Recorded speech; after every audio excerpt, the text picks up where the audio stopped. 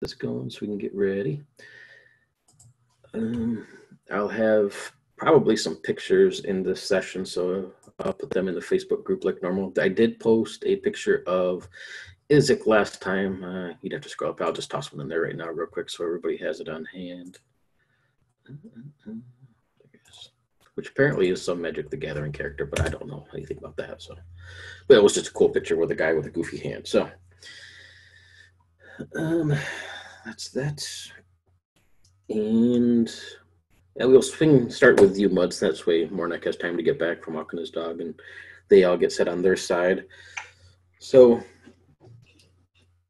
it's going to be probably early. I'm back, by the way. Oh, awesome. Okay, cool. Okay. It's going to be early morning, Mud, probably 2, maybe 3 a.m. in the morning at the best. It's hard to tell since there's no moon, there's no stars really or anything in the sky. The ground around out here is definitely covered in this thick fog. It's only a couple inches off the ground, but it swirls around your boots and through the stables as you lean back and kind of taking a deep breath of this cool night air. Watch these ravens as they stare back at you. A bit of curiosity seems to be on their little birdie faces.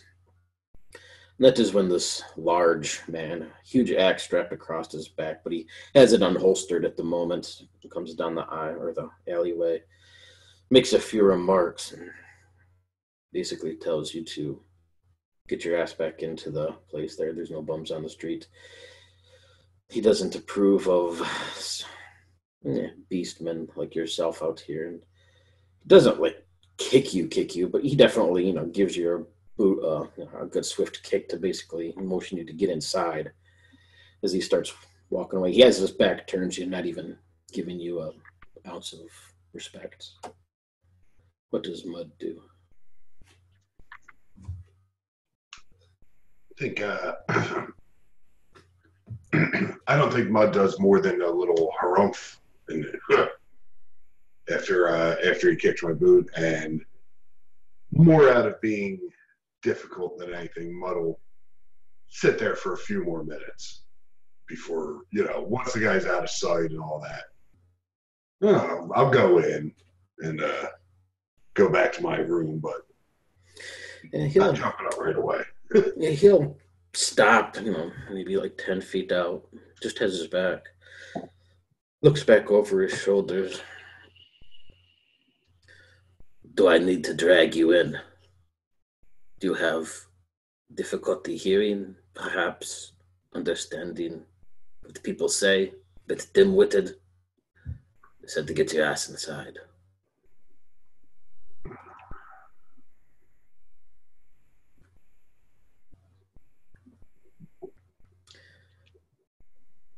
Just enjoying the night air right now.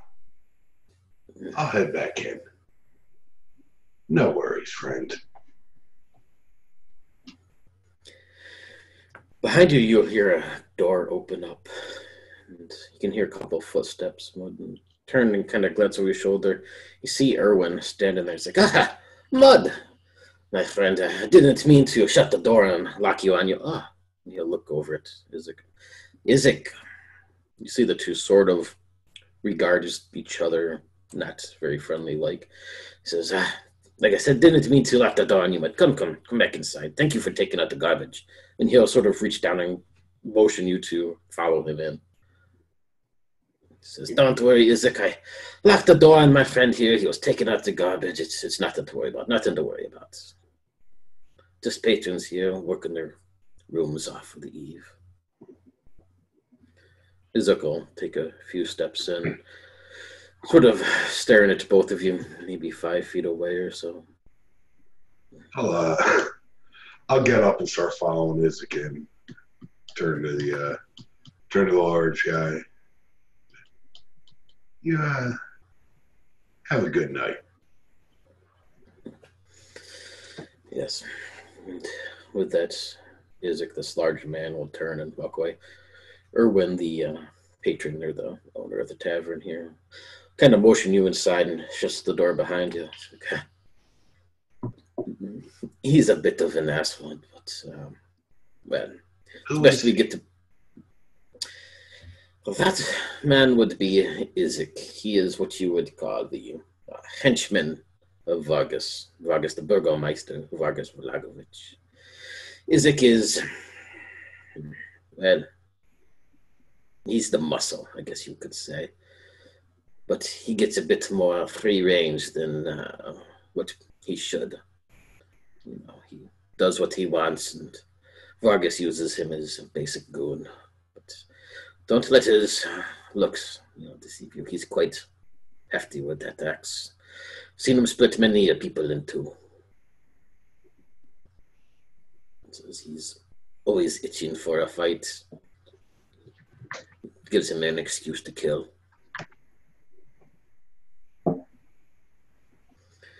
But yeah, you stay out of his way and don't really, walk in his path. Be sure to cross the street and walk along the other side, and you should be okay.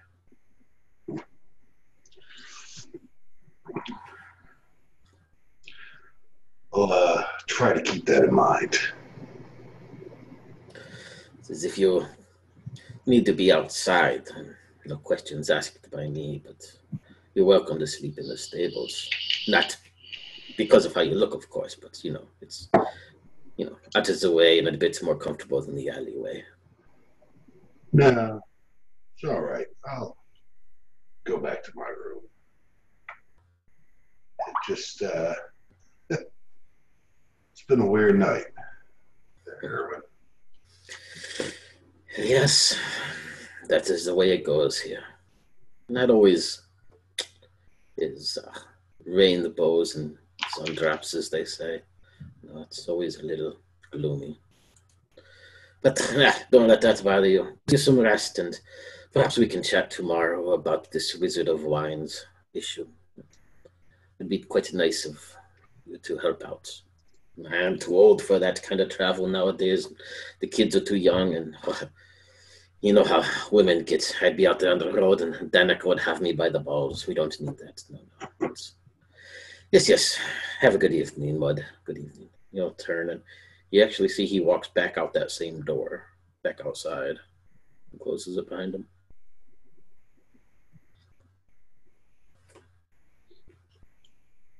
All right. Yeah, I'll retire up, try to get some sleep because we have to deal with apparently a whole bunch of things in the morning, and it's been a weird night. Heading up. Imagine the others are probably asleep at this point. It's been a little bit anyway. And get some rest for the evening. I don't think anybody needs to actually really heal or do anything for a long rest. If you do, though, just go ahead and rest up. That way everything's refreshed. And whoever wants to wake up in the morning is welcome to, but it's always the same typical dreary morning. The skies are this dark bluish cloudy sort of gray color. It's drizzling outside. Seems a little bit chillier than the past couple of days have been. Maybe it's the dampness that's in the air. As you guys wake up, you can hear chatting downstairs. You can hear the bangings of pots and pans. It seems like the kitchen is in full swing, and at least some of the people are here in the town or they're having breakfast. Seems a fairly bustling place for given the mood of the place. What do you guys do?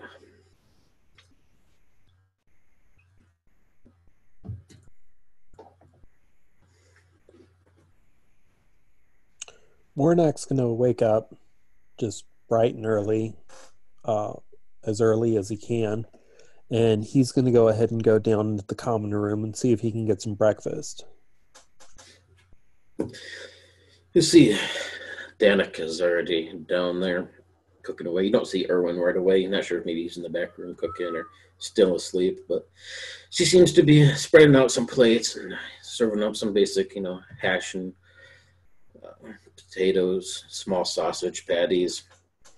Smells a little gamey to you, Mornak, but considering they were serving wolf steaks the night before, you guess it's probably wolf sausage. It's quite popular around here. Covered up with some nice fresh baked biscuits and gravy. She'll be standing by in the bar as you come down the stairs. And, well, good morning, Warnock. I hope you had a good night's rest. Yes, yes. I did. Excellent, excellent. Well, I don't ask questions, no, no, but I must say we don't have any wine yet for morning, but we have some fresh orange juice and perhaps a bit of apple juice, maybe some tea. What would you like? Bit of breakfast? Uh, I'll take some apple juice, and I think we're going to look into this wizard wine thing today. Ah, yes, yes. Owen said as much. Owen said as much. So that's well, very nice of you. She says most people here in town would rather sleep the days away, hiding in their houses, or going about their daily routines. They don't like change very much, no. But yes, yes, it's quite disconcerting. The wines, it's like the lifeblood of these lands. We really don't have much, and she'll look outside at this gray, gloomy weather. The wines, it's like a happy pill. It's at least makes the people escape this dreary weather, this dreary land a bit. Be a shame if there was no more wine. Would be a shame indeed. And she'll set up a nice plate of steaming hot food and some apple juice. So your friends, the friends, you know them long? We've known each other for a little while. We've been traveling for some time. We were going to some place called Amberport, and no one seems to know where that is. Says no, no. I heard your big friend. He mentioned that too, but I've never heard of the place. And I mean, my geography of the land isn't the best, but says no. There's no place within these mists called Amberport. There is indeed a Amber Temple, but it's a cursed, blasted place. Nothing that you would really want to visit, I'm assuming. But what do you mean by in the mists? Well, this old land says you can only travel so far before you enter the mists. It's like a thick, dense, choking fog. You barely see the hand in front of your faces. And well, if he doesn't want you to leave, it's like poison. It'll infect your lungs, causes your eyes to burn. You will choke, cough blood, and before you know it, you're dead. It's those who try to travel the mists, they die. You can't escape these lands unless he wants you to, of course. I And the entered some Vistani. mist, and that's how I ended up here. Yes, yes. Well, I've heard that story before too as well. Probably caught the eye of them, Just they. Well, he likes to toy with people now and then. Perhaps it was the Vistani. They're tricky people. They're okay. I mean, they never bothered me very much, but they like to play games. They likely could have brought you here, or perhaps the devil himself. Yes, perhaps he's seen something in you and brought you here. I'm sorry, my friend. I'm sorry. It is what it is. But many people come that way. Some settle down in these towns and make the best of it. Others think they can go and fight the devil or try to be heroes.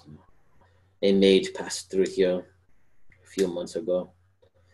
I heard he died as well, but he was dead set to escape these lands. Actually, he came for the wine, he said. I don't know why anybody would come here on purpose, but who knows.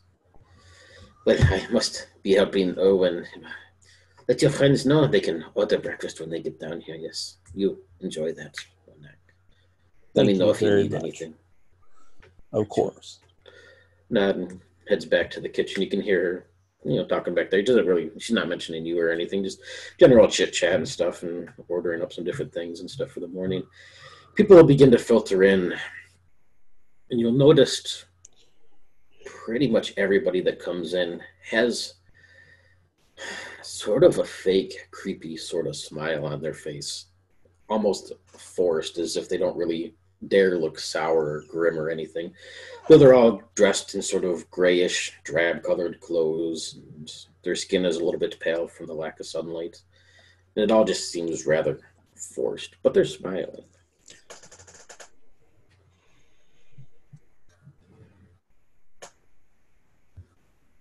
Who else comes down? Dre is a bit of a stickler as a soldier. His first kind of morning ritual, I guess, is to get up and do some calisthenics and a couple of carters for the morning, and he likes to do that in the privacy of his bedroom. So he's probably not going to come down straight away, not until he's good and limbered up and has got his brain around the goings on from the evening before. So he's probably the last one to come down. If you, as you're stretching out and doing your morning routine, you kind of think back to the night before. You remember waking up here in mud and that whole scenario going on, but there's like this nagging feeling in the back of your head, like you had some sort of strange dream and you can't quite remember. You remember these piercing red eyes that stared into your soul, and this pain that ravaged your chest. And your arm this morning feels a little stiff and sore and stuff, but you feel like there's something you should have remembered, or this dream, it's right there, but it doesn't quite come to you this morning. Cool. I like to think that kind of distracts me, every couple of minutes when I'm starting to get a little bit more into my routine, and then that feeling comes back, that almost tip of the tongue deja vu feeling comes back, and it kind of puts hairs on the back of my neck to standing up. Nice. And how about Victor or Mud? Well, I was going to say maybe the distraction part might have been a little bit on Victor's side when you're sitting there trying to do your things in your room. You would just hear like a god-awful racket in Victor's room. And it just sounds literally like a hurricane's going off in there. Stuff's getting thrown around, and just like everything is just going nuts in that room. And then finally he comes out, and if you were to peek into that room, it just looks perfect. Like nothing happened in that room. Everything is spotless. Everything is clean. There's no dust. Like just everything is immaculate. And he looks nice and clean, and he walks downstairs to go down and get breakfast. You'll see Mornek down there as you head down Victor. You can see he's speaking with Danica for a few moments, and then she heads out back. There's a couple of plates of food there for you to grab and start eating, though. How about you, Mud? Yeah, I think Mud would go down fairly short order because he tends to wake up a little bit earlier, but still trying to contemplate everything that happened last night with Vasily and Dre and the big asshole outside. So he's probably not going to be saying or doing much, just sitting there looking out the window and actually looking towards, if he can see it from where he's at, looking towards where he's seen all the birds last night. You can see the stable. It's sort of, you look out your window, would be sort of off to your left, down on the groundish area. It's a pretty big stable. There's a couple of horses out there now and some wagon. You still see quite a few birds seem to be picking through the hay, and a whole rooftop gutter, or the lining up there on the rooftop seems to have quite a few of these ravens as well. They don't really pay you any attention as they kind of flitter about. Some are bringing back food, it looks like, perhaps for nests or something. Other ones are just scurrying about and doing their birdie things. You will see that white one, the one with the white tips on its feathers. Yeah, take off for a little bit, and maybe like 5 or 6 minutes later, it'll come back and sort of just hangs out on a branch, watching the building itself. Not really you, but just watching.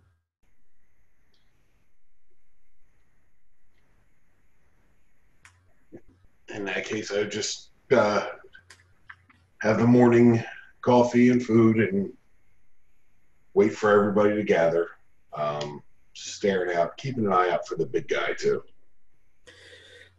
Yeah, once you get downstairs and meet with Mornek and Victor, who were down there, and start eating your food, and Dre will come down a few minutes later. But every now and then, if you glance outside, you'll see him occasionally. He seems to be patrolling the streets. Every now and then, he'll have another guard with him that he's talking to, or sometimes he's by himself. he does seem to just sort of shove people out of his way, and you can hear him yelling at people and threatening, being just basically a typical asshole sort of guard every now and then. But eventually, maybe halfway through your breakfast, you don't see him again for any of the time being after that. Seems like he's went off to do something else. So once everybody gathers,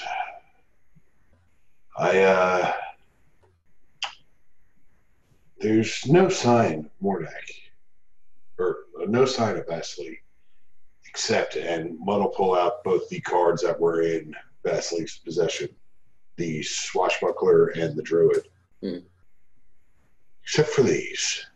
For some reason, these were left behind. And yet we have Dre now. A whole new person who you say appeared where Vasily was? I can't explain it. I don't think he can either, can you there, Dre?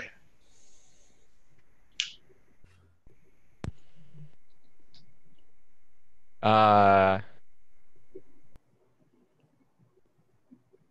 my mic just died. Oh, there we are. I'm back. My mic died, so I didn't hear a word of that. Oh, sorry. Basically, I waited till you came down. I pulled out the Taroka cards that were left in the bed after Vasily's disappearance. Yep. And showed them to you and asked if you just appeared, if you knew anything about them. Well, no, this is new to me, so I'll kind of glance at the cards and shake my head and kind of just grab a chair with you guys. It's almost like some mystical force took Vasily away, but knew that we needed help and left, and brought us Dre and left the cards, because I think those cards are going to be significant. It's almost like the shit mist is playing with us like it's been from the beginning. Speaking of the mist, I spoke today with the barkeep. He says that we can't leave through the mist, and if we try to, we'll die. And he says that we must have been picked out by the devil and brought to this place.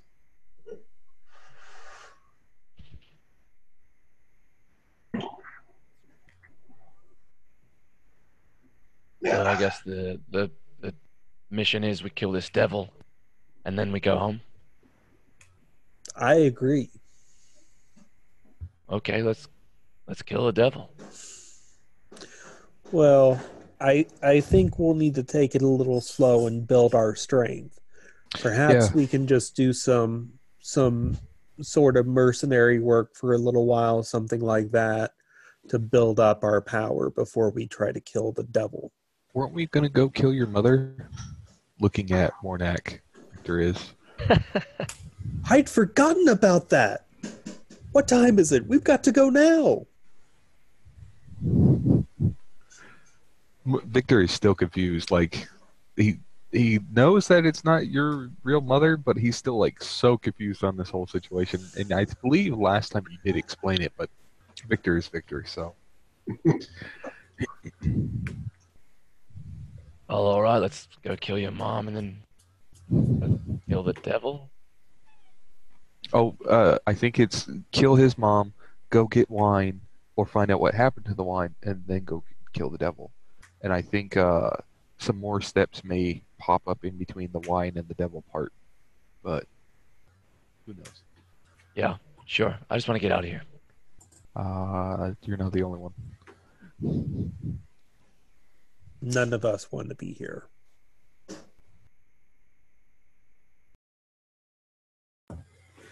Once you guys finish up a bit of your food and sort of slide your plates away, Danica, Erwin's wife, will come out and gather them up, and you'll see Erwin come out a few minutes later and be like, friends, I hope you had a good night's sleep. And you sort of look over, he gives you a bit of a look, Mudd, but doesn't say anything. He says, yes, it was a nice chilly night last night. Felt a bit good for a change. And, well, it's not the most beautiful day out there, but, well, kind of get used to it around here. So what are your plans today, friends? What are your plans? You gonna stick around for the festival this weekend, eh? The loudmouths we dealt with last night. Where did you say they live? I assume you mean Nikolai and Carl. Yes, yes. They live down at the Wachter house until. So point out the window, and you can see this large. It looks like at one time was probably a pretty nice mansion-sized building, but it seems a little decrepit now. And still, definitely, that's nobility about it. Yes, they come in here and tend to drink a bit, start fights, ramble on, and do their thing. They're, well, loudmouths, as you say, but they're mostly harmless. They live down the street there at the Wachter house. Their mother, she's was a noble here in town. Still believes she is. Or at least she believes she is. They have a bit of what you call a feud with Vargas. I don't get involved. It's not my business. They pay for their drink and their food, so the paying customers, we deal with it.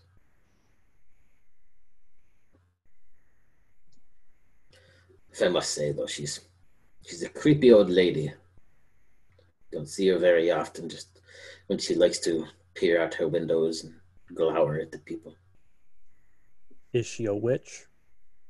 Who knows? Who knows? Well, I mean, I've never seen her cast anything besides some sour glares. And, well, some people do say she has a bit of a cult following. She comes out now and then. I mean, it's not like she's a hermit or anything. She's too good for this establishment. Too good for us, so we don't see much of her.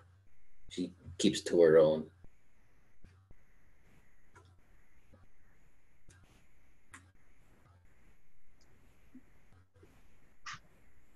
Mornak, is this our first stop?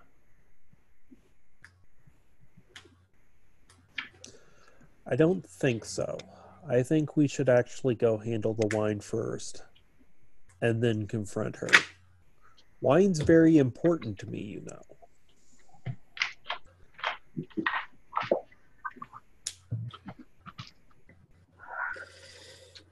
Yes, I forgot about the wine almost. I forgot, yes. Danica mentioned that you mentioned yesterday that you would look into this matter. It's very nice of you. I'm a bit concerned, you know. I may not always agree with the family and all, but they're good people in the end, I suppose. And I only wish the best for them. I hope nothing too dire has happened, but until look out. Probably a good 12 days now. We haven't had the shipment. And, our last bottle was last night. Well, Vargas was yesterday here bitching and moaning about having wine for his festival. He says, you should, if you wish to look into it, I can give you directions. It's a fairly straight shot down the road and just off of a branching path. It's not too far, maybe 3-4 hours ride. Point us in the right direction. Yes, give me just a moment. I'll get a small map for you and bring it out. So, out of character, it's been 2 weeks. Were we supposed to go back to the church? You guys did mention it to check on the name. No, Ismark. There we go. Ismark and his sister. Yes, you're supposed to head back there. I mean, you didn't say you would, but Father Lucian said that he would make sure that everything was good to go for them. And Ismark mentioned that he would see you in the morning. But I mean, he didn't really make plans. Gotcha. All right. Did we get paid though? Yes, you did. Okay, and that was 25 gold, right? Yeah. Yeah, Ismark and Irina. Total name lost there. But yeah, Father Lucia mentioned that he would have Irina had a good night's rest and he was able to kind of get everything around that she would be okay by morning. But I mean, what you do from there was up to you.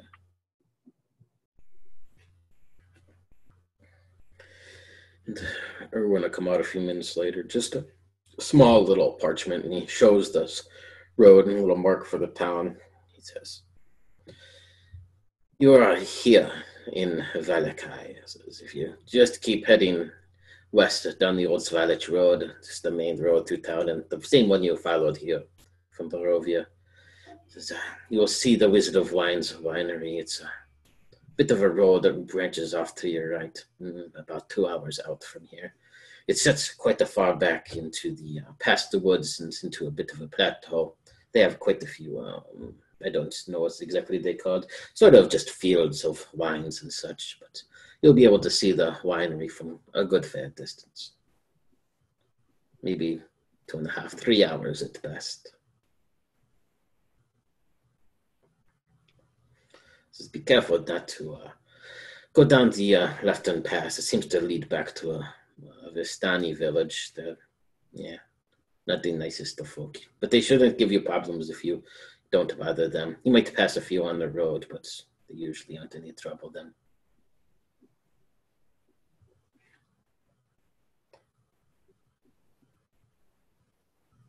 Thank you for the map.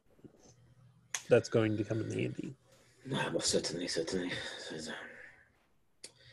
Yes, if you can see what you know, maybe see what you can find out there, and hopefully things are okay, and they just had a bit of a setback. But be sure to let me know. Be sure to let me know.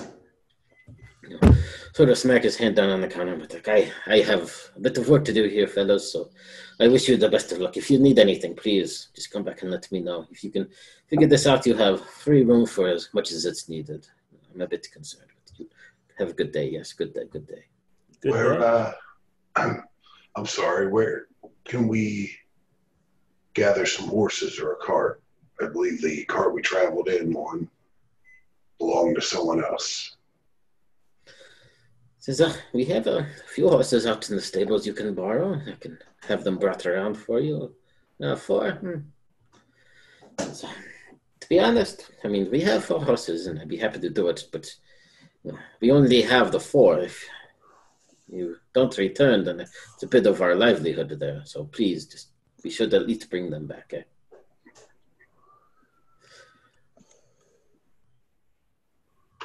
Because adventuring parties are always good with their horses.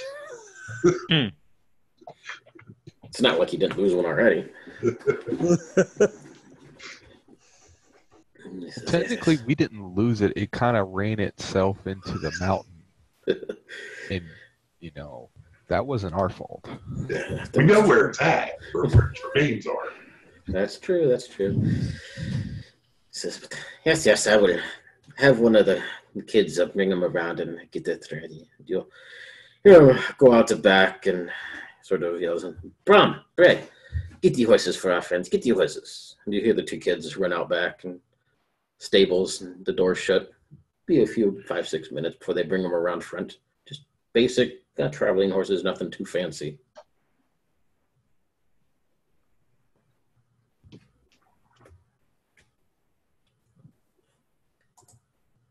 Well, Mornak, you're the wine connoisseur. Lead the way. Did we get a cart? He does not have a cart, no. Let's see if we can find a cart somewhere in this town before we leave. All right. That way we can bring a shipment of wine back with us.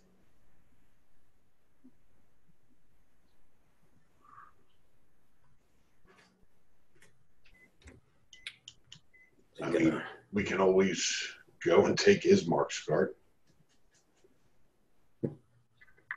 That is true. I doubt he's using it. Victor, what do you think?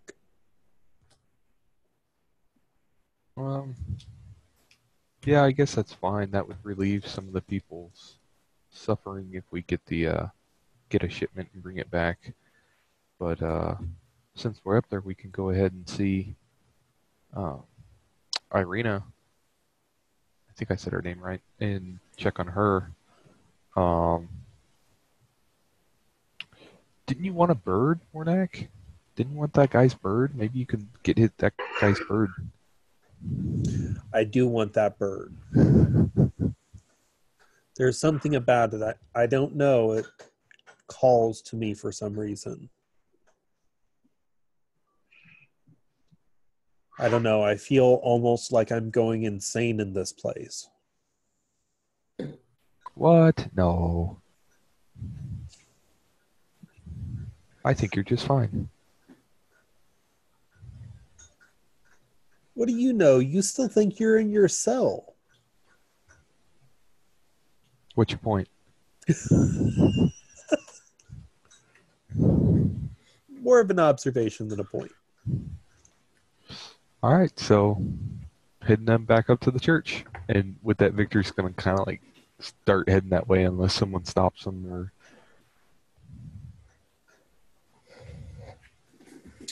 Everybody following along? Yeah. Yeah, Mornak's is gonna ride one of the horses. You see the kid brings them around, and seems to be maybe 10, 12 years old or so. Has them all pretty much set up for you. They just ate and a bit of water. They should be good to go. Yes. Your father says you're gonna go check on the wine. Is that true? It is. That's good. I'm of course I don't drink it myself or anything, because we're not allowed to drink being so young and all, of course. But yeah, that's good. People, let them make the people happy. He'll glance over his shoulder. You see, he sort of stares at this large guard man in the distance, Isaac, who's watching you all. He says, "But I must go. And he'll just take off inside.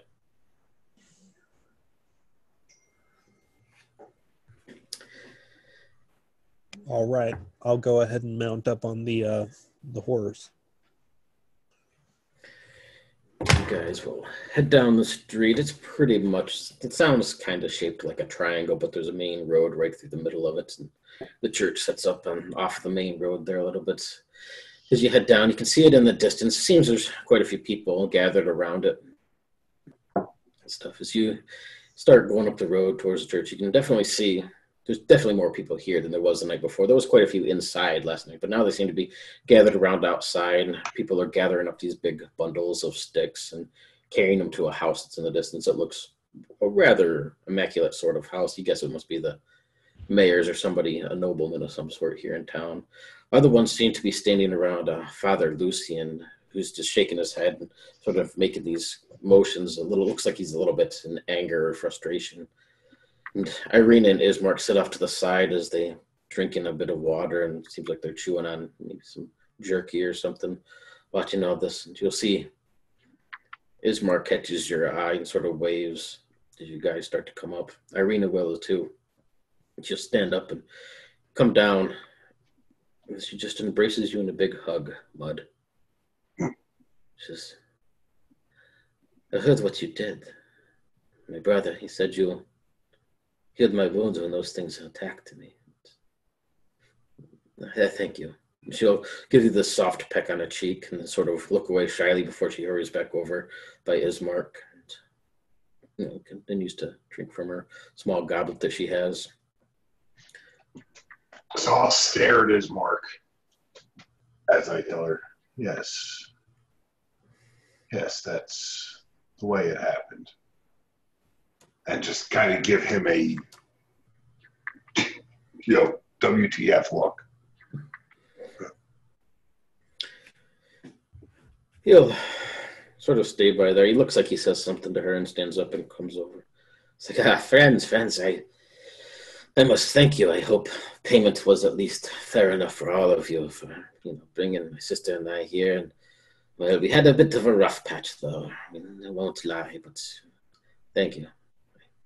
I really don't have much words than that, but thank you. I think I will be headed back this evening. Perhaps tomorrow morning would be safer, but I think this is a good place for him. I mean, see how the people, they seem much happier here. They smile. I haven't seen people smile in years. And the Burgomeister, he's having a festival this weekend, and Victor's going to interrupt and say they ran out of wine, and just to see the look on his face afterwards.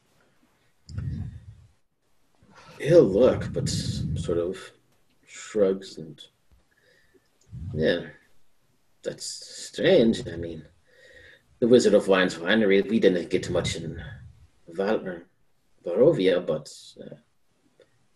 it don't really matter to me too much. I mean, it would be a shame not to have a bit of wine. Yeah, that's true. That's true. But sort of doesn't really seem too interested. Maybe this town is better for you. I know, or at least it seemed like the old Ishmark couldn't live without the wine. Let's put it that way. I like seeing this new version of you much better.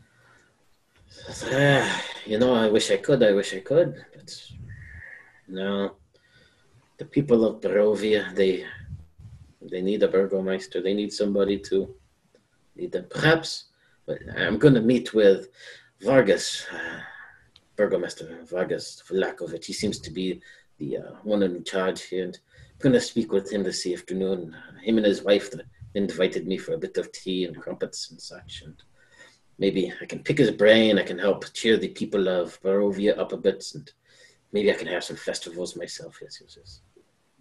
Perhaps that's what they need. Maybe my father had it all wrong. He was more worried about the devil and his watching over us from his silhouetted towers. And maybe I don't need to warn the people. Maybe I just need to make them happy. Maybe that's it. While he's having this discussion with Victor Mornak, I'll turn to Dre. Help me tether the horses, will you? And just start strapping our horses onto Ismark's cart. Yeah, well, funny that you say that, because Victor's going to immediately and say, well, speaking of making people happy, we need to borrow/buy your cart. Well, I was going to leave it here for the church, to be honest. I didn't need to take the cart all the way back home. I was just going to take a horse and ride a bit quicker. But if you wish to have it, you can have it. I can get my things out of there in a jiffy. Okay. Well, it's greatly appreciated, and we're going to go look in the matters of seeing the wine situation and see if we can get that resolved. So,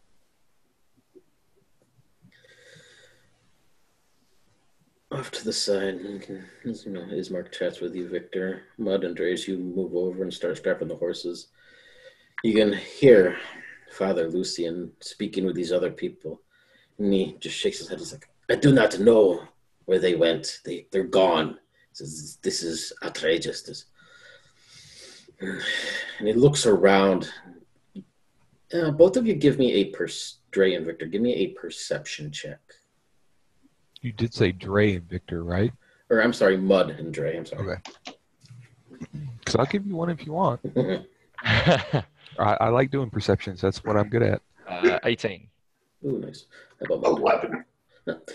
Both of you good enough? As you'll see, he sort of hushes down. He's speaking with 4 other people that are around him. You'll notice that these 4 people are, everybody here looks sort of, that false happiness and this drab colors.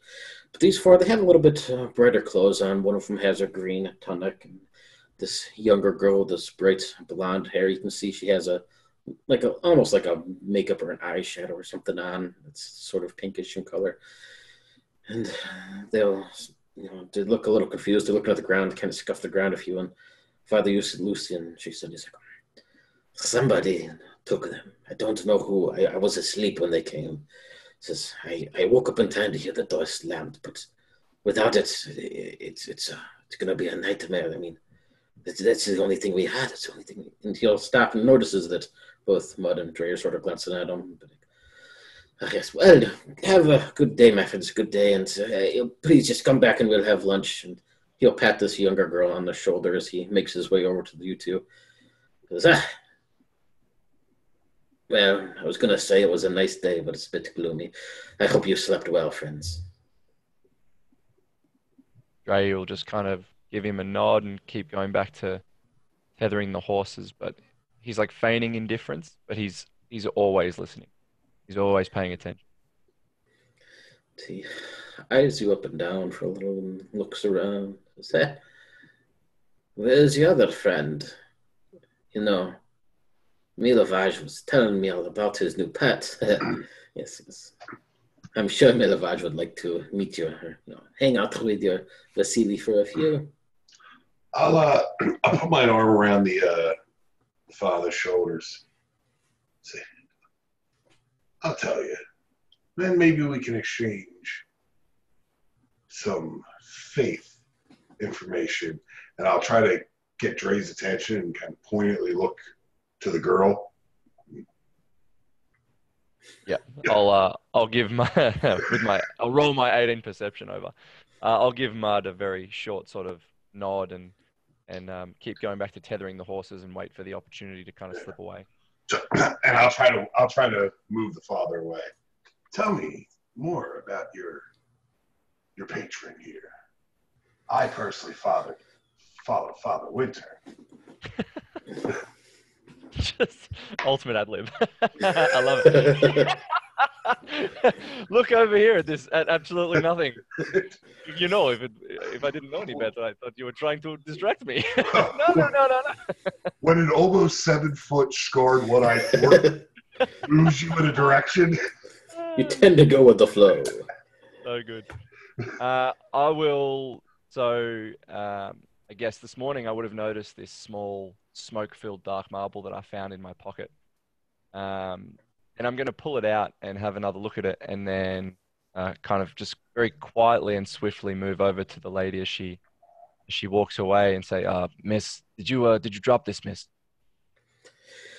You see there was 4 of them there. The 3 of them sort of branch off. It seems they were together and they start moving away. This younger girl, maybe early 20s or so, this long golden hair, has a bit of this bright colored pinkish makeup on her eyes, and seems to be somewhat nobly dressed, I guess. She'll stop and, no, it's not mine. Who are you? Apologies, Miss, and I'll pocket it again and I'll give her a small bow and say, I'm Dre. I'm new here. What's your name? She kind of stares at you for a moment. Sylvia Preda. I've lived here most of my life. I did not recognize you. I don't mean to be so short. Sorry, it's been a hectic morning. But no, that's not my marble. Perhaps it's yours. Maybe somebody else lost their marbles. Seems to be a common thing around here.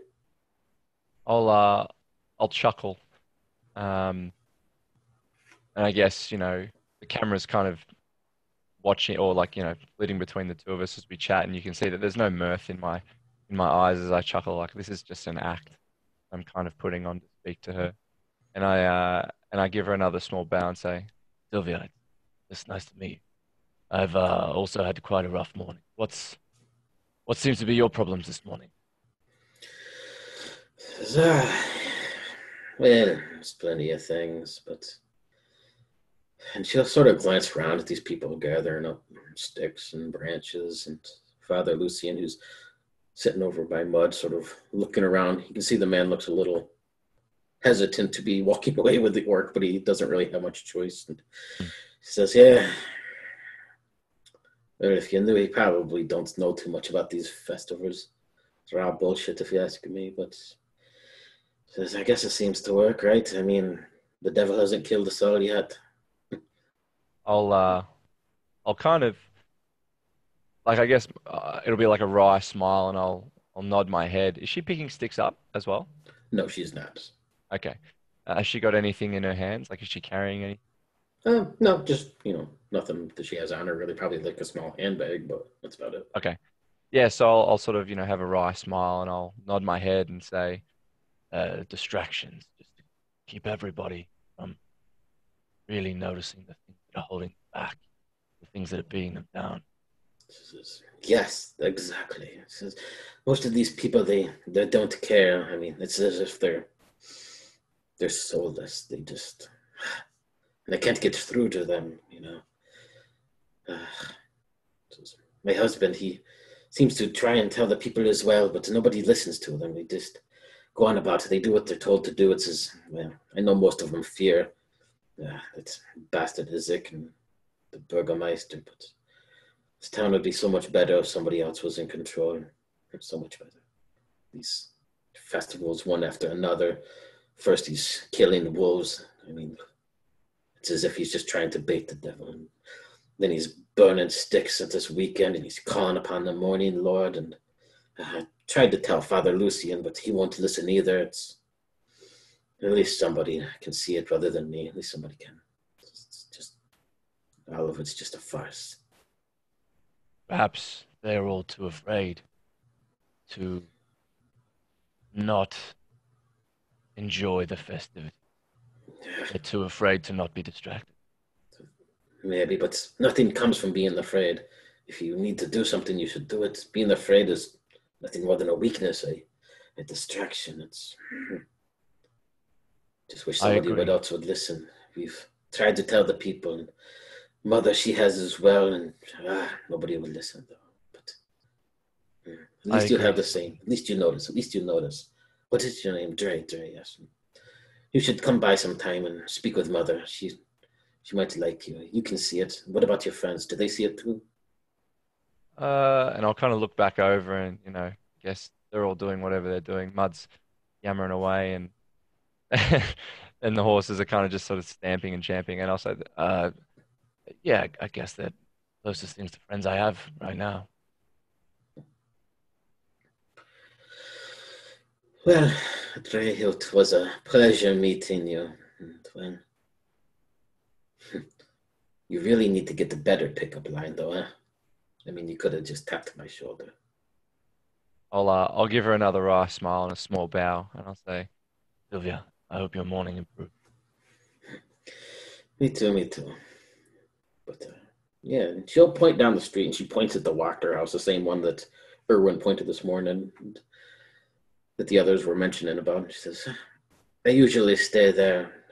My family has a bit of a smaller abode, but if you ever need anything, you should stop by. Perhaps, I could introduce you to the others. They can all see it as well. We try to tell the people. And maybe the more we get, maybe we can convince somebody.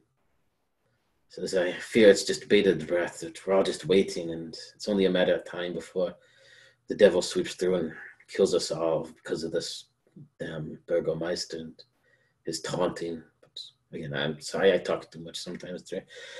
You'll have a good afternoon. And she'll sort of curtsy a little bit and then turn to start walking away.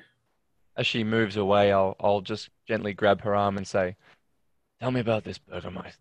What does he do here? What does he do?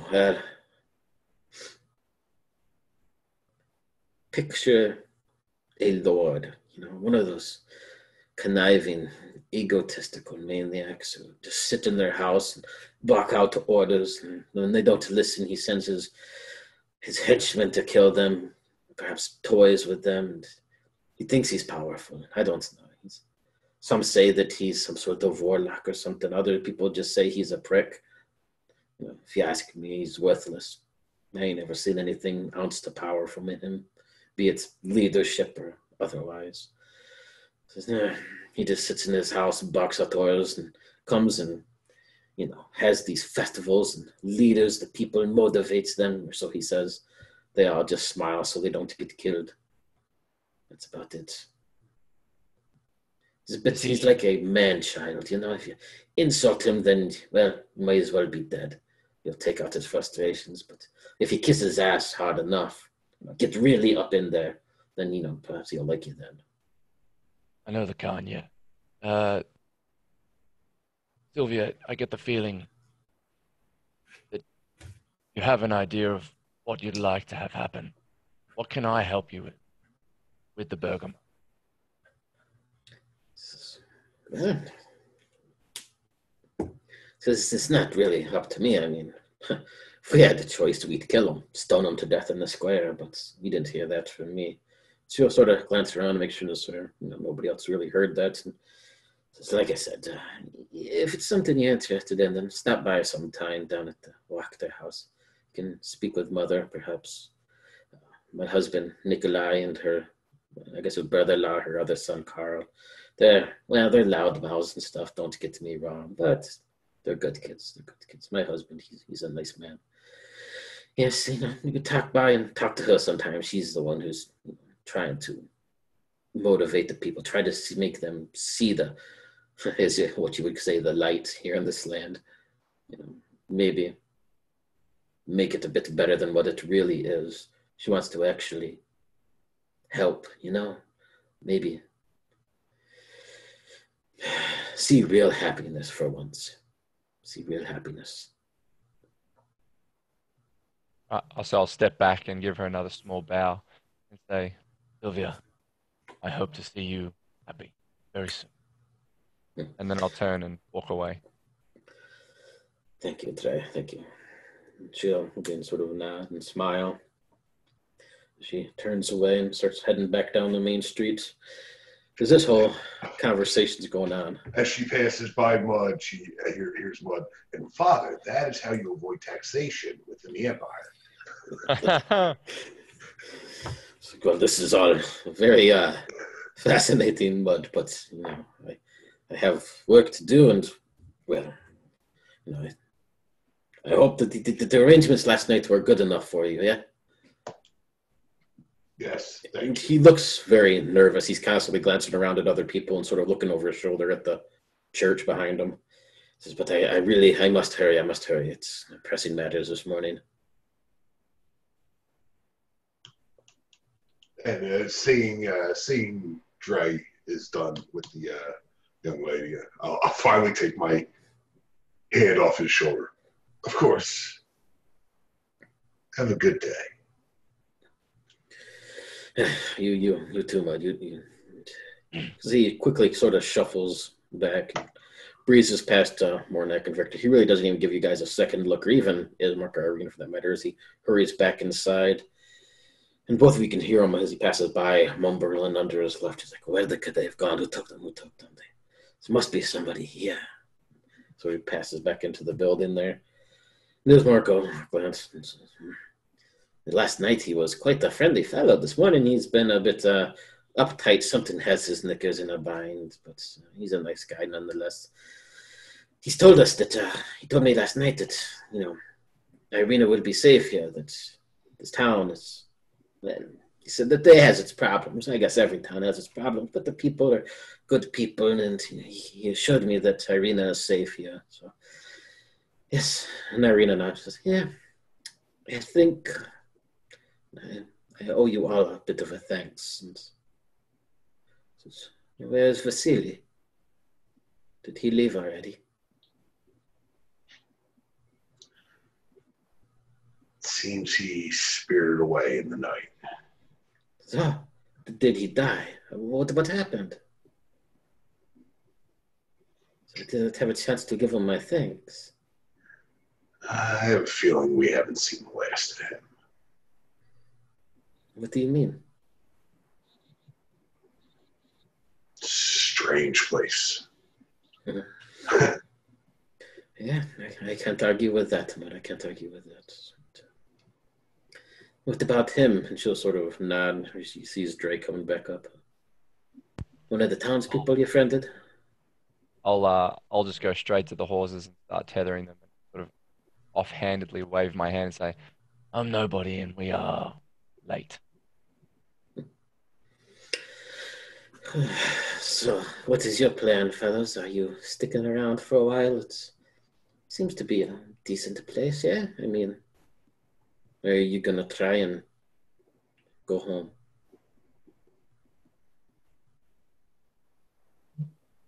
Sounds pretty good to me.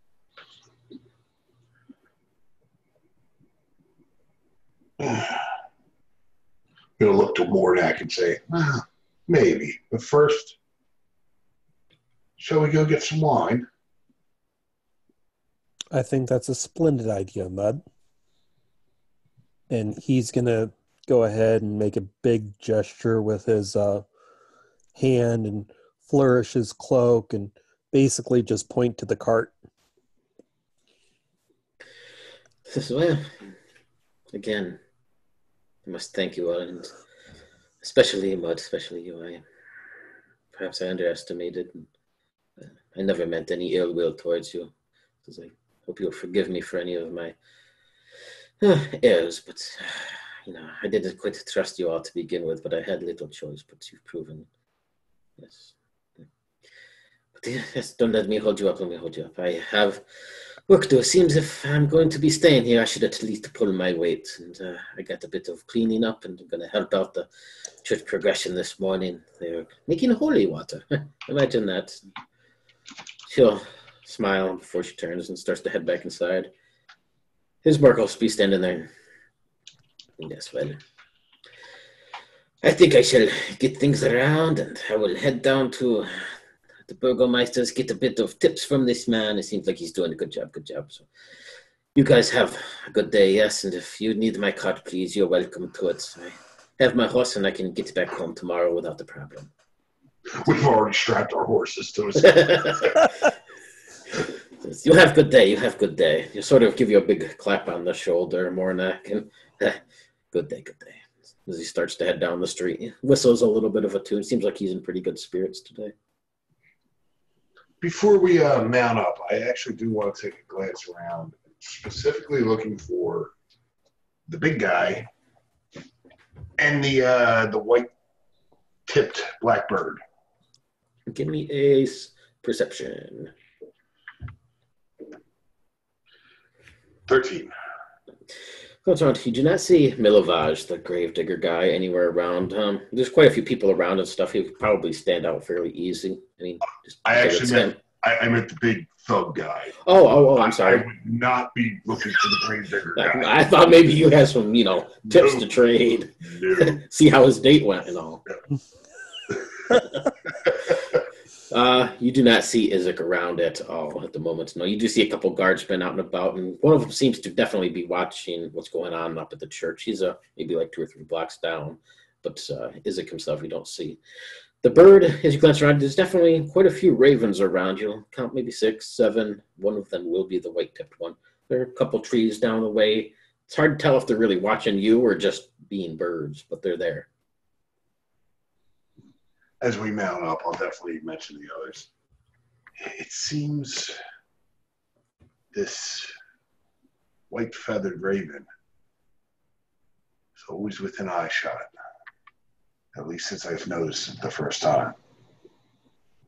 Do you think it's watching us? I don't really understand these animals. Or is it watching over us? He's just a friendly guy. He had a nice chat with the imaginary goat friend, and as Victor's saying that, he's reaching in his pack to pull out like a dried biscuit or whatever to throw up there to the birds. If there's like multiple, if they start fighting over it, he'll throw another one just to keep them from fighting. And then he will actually speak up a little bit and say, "We're going to the Wizards of Wine if you want to come along." Talking to the birds, of course. You see quite a few of them flock all down, sort of peck at the biscuit on the ground. They don't fight over it or anything, but they start tearing into it and eating bits, sort of watching you from or maybe 15, 20 feet away.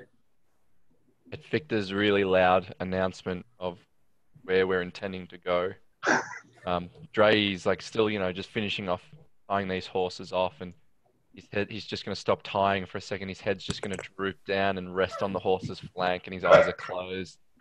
And Dre's just thinking, like, I don't know how I'm going to deal with this. Like, I don't know what to do. And to be fair, he's not shouting at the top of his lungs. He does speak up, so the birds can hear him, but he's not like overly screaming at the top of his lungs, "We're going this way." No, it's just like, "Hey, we're going, to See the Wizard's line. Come on. I almost feel that cinematically, as the cart's moving away and the camera's panned to black, you hear Bud go, "You know Vaseline was real, right?" And Victor's response is, "What's your point?"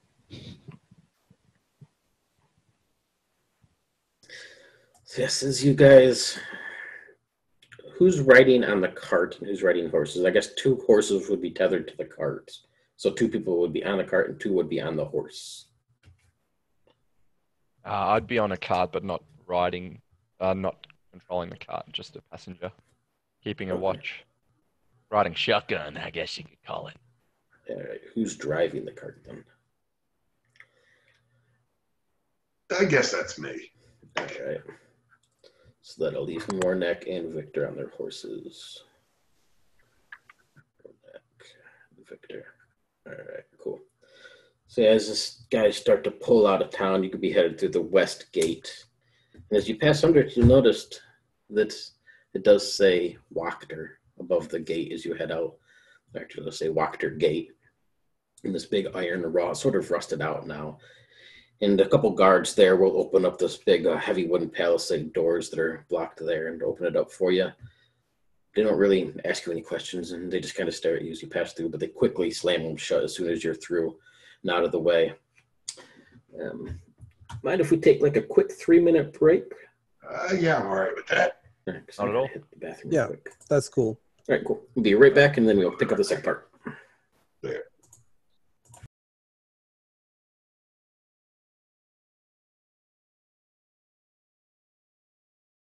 Need to get my hands on a bow. You need to get what? My hands on a bow. Oh, I got a sling.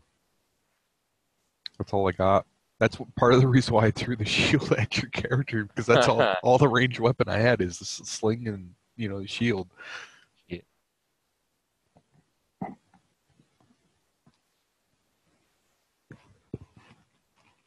I saw.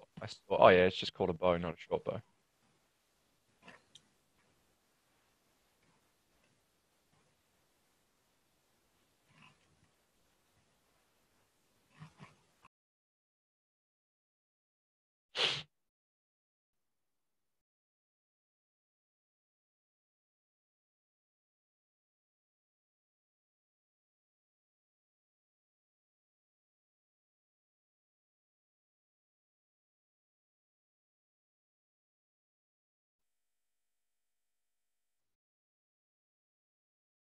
I can't wait to stab something. Well, most likely here either on our trip or when we get there, we'll probably stab something. We'll get stabbed. Yeah, most likely we'll get stabbed. I'm surprised we haven't gotten into a fight with the big guy yet. I can't wait to fight him. That's the kind of character I really want to brawl with. I will say before now, again, this was in 5e, not in Shadows of the Demon Lord, but he killed one of the other players. Yeah, the same thing happened in my Strahd campaign as well. He killed one of my players. Okay. He's a beast. Yeah, he's pretty gross. I kind of can't wait to see Dre, because Dre to me is kind of like innocent almost. I know he's probably got his dark past or whatever, but as far as like the rest of the group, he seems like more innocent than the rest of us, and I kind of want to see him get broken in this campaign because of all the insanity stuff. You will. He is already like pretty broken in just so many ways that it manifests in indifference. Like he comes across as the epitome of apathy, where like he's listening to the father and this lady talk about a problem, and the only reason he went to speak to her was because Mud was like, "Can you go and see what that is?" And I'm like, "Yeah, okay, I guess." So it's more or less a shell he's living in than anything else. I got you. Yeah. He's pretty much depressed. He's depressed. Well, though compared to the rest of us, he seems he's fine. normal. His depression is like the least of the worries. We have 2 people one's insane, one's going insane, and then we got Mud. Mud's awesome. I love Mud. His character's just great. Good for building immune.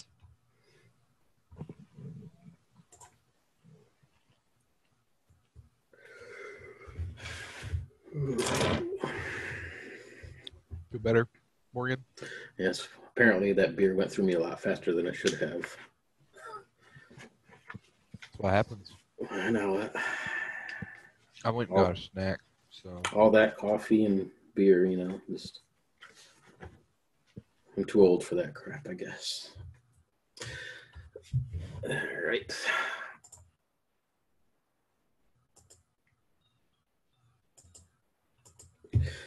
Everybody back.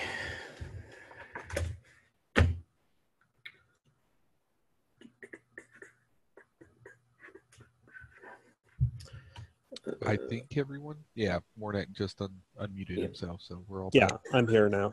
Alrighty. Of course, you got to go to the one area I haven't really prepped all the way, but that's okay. So yeah, we will see this camera fading out as is the cart with Mud and Dre ahead or behind the horses with Mornek and Victor?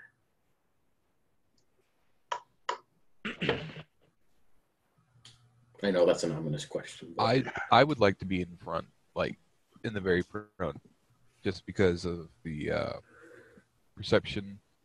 I think Okay. Victor, when he rolls decently, has the best perception of the group. All right. I guess it's up to Mornak then. Do you want to follow behind on your horse, or do you want to be up there with Mornak? Or maybe even right alongside the wagon if you wanted to be? No, I want to be up with Victor. Okay. And while we're riding, I want to turn to him and say, Victor, I find myself afraid to even go near that mother. I don't know what to do.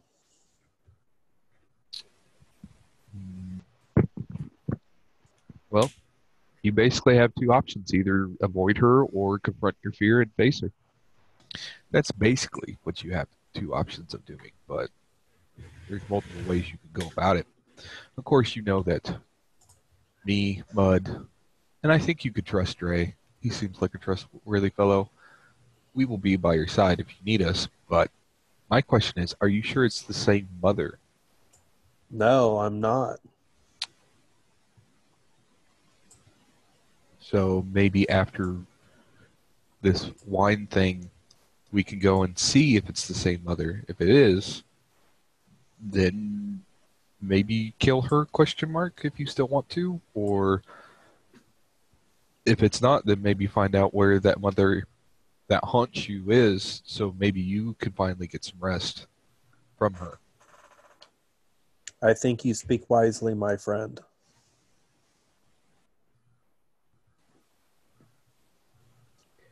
Sometimes I have moments of clarity through the fog. I think you're right. I think I need to confront her. But first, we have to figure out what's going on with the wine. How can I drink from her skull if I don't have any wine? Victor's just gonna be like blank face when you say that, and he's just gonna almost think, well, no, he is going to ignore it, and he's just gonna kind of turn back to the front and just kind of keep watching on the road, just like ignoring that statement completely. While this conversation is occurring, Ray will fill Mud in with the conversation he had with Sylvia, and he kind of feels like Mud is the token leader of the group, who is just the least insane of the lot of them. So he's kind of just going to fill in Mud and just say, I don't know what you want to do, but here's the information. Do with it what you will. Everything I've seen so far says that Burgomeister's no good. I had a little run-in with his captain last night. I don't think this place is any better than any place else here.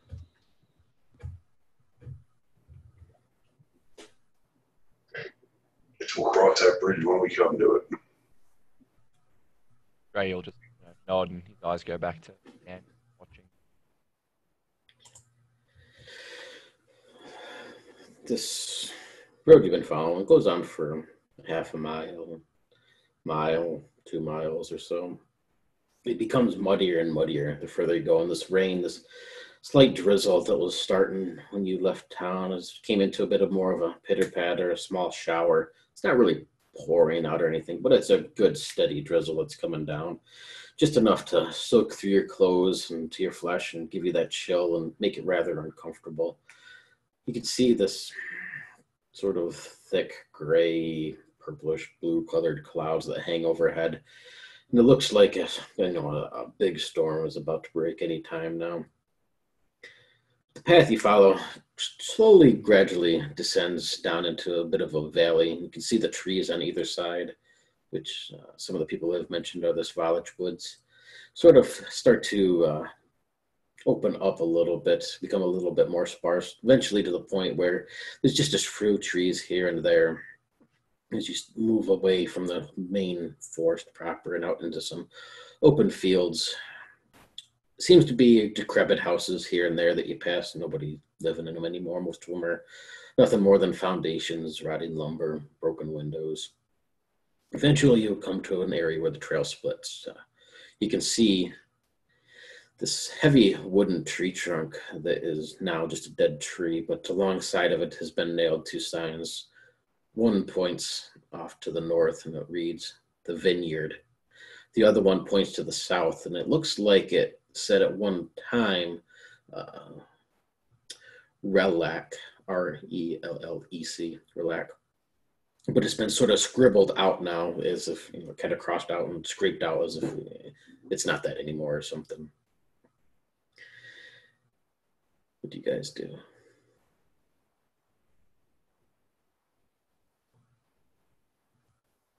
Are we coming to a stop? Like, is this like our destination? It's at the crossroads and stuff. I'm assuming you can, head towards the vineyard or not, but just making sure. Yeah, unless someone tells Victor otherwise, he's just going to turn to the vineyard road and just follow that path. You can see that it starts sort of heading back a little bit towards the wood area and starts to circle around. And in the distance, you can see these wide fields open up. Eventually, it starts to begin where you can see some fences along the side of the road. They don't look like they're really holding anything. There's no animals or livestock here, and it don't seem like most of them are decrepit and rotting away. You could step over them without a problem, if anything. And then it starts to move north, and you can see this sprawling vineyard in the distance. A large building sits right in the middle of the vineyard. And the fog here is very thick, much thicker than it was out on the main road. And it's hard to tell if it's from, descending down into this valley or if it's these mists that you've heard of, but the mist is really thick here. See it swirling between the grapevines. Here and there you can see these barrels that are scattered about. They have big, heavy ropes on them, small wheels along the bases of them. Probably Mornick, with his familiarity with wine or something, just knows that most of the time this was where they would collect all the grapes and start wheeling them back to the main winery. A very important question. Has the Ravens been following us at all? I don't know. Have they? Give me a perception check. Alrighty. I'm more curious if the white wing one is, because Victor's kind of taken up with that one. Sadly, that's not a great one. That's only going to be an 8. Well, actually, being a ranger and having to deal with nature, is it possible that I could get another? Well, no. Yeah, possible another boon. If you're doing that, in this case, yeah. Okay. Because hopefully I could get a better on my boon roll. 11. Yeah, look around. You see a few ravens, black ones, just normal ravens. Can't really tell the difference if they were the same ones or not. But this white-tipped one that does stand out amongst the others, you don't see anywhere around. The ones that are there, again, they don't really seem like they're following you or paying attention to you. It's hard to tell since they all look the same. But They're just flying overhead and landing in some trees. You can hear them call in the distance. I think depending on how close they are, if any's like within like a stone toss, he will reach in his pack again and try to find some more biscuits or any sort of like trail ration that he has and chuck out to him. Everybody give me a perception check. So you want yeah, you want can me give to me do another it now? one. Okay. Yep. And yeah, if you have a profession or something that gives you a boon, go ahead with that too. How about 8? Very good. Oh wow. I'm going to get 17 using my hunter profession as well. I got a 23. Okay. Can you beat a 23, Mornak?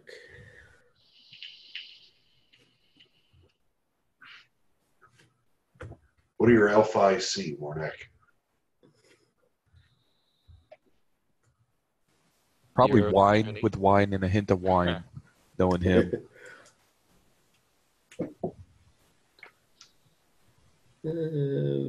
Can't hear you if you are talking, Mornak. I'll assume that Victor probably has the highest, though, with a 23. So as you look around, Victor, and toss out some of these bits of dried bread and stuff to the birds, a few of them will flutter down and peck at it, but again, it doesn't seem to attract anything odd, or you don't see this white-tipped one. But as you're looking through the fog and glancing around, more looking for this bird, you will actually see 3 people up ahead. They're off to the side, sort of in a ditch behind a grove of bushes. And you see this old man with almost like a brown parka or this heavy cloak, brown cloak over top of him, and he's waving you forward quickly. Can you guys hear me now? Yep. Yeah. Okay. My mic just decided to mute itself. Oh, that's awesome. But it's yours and my turn next to have mic problems. Yeah. How far up the road are they? Maybe 60, 70 feet, not too far. So Victor's the only one that sees it. He does at first. I mean, if he points it out, you guys would see it, or if you take a few moments as you walk forward. He's not trying to hide himself too much. It looks like he's staying low, but he's trying to make himself noticed to all of you as he starts waving.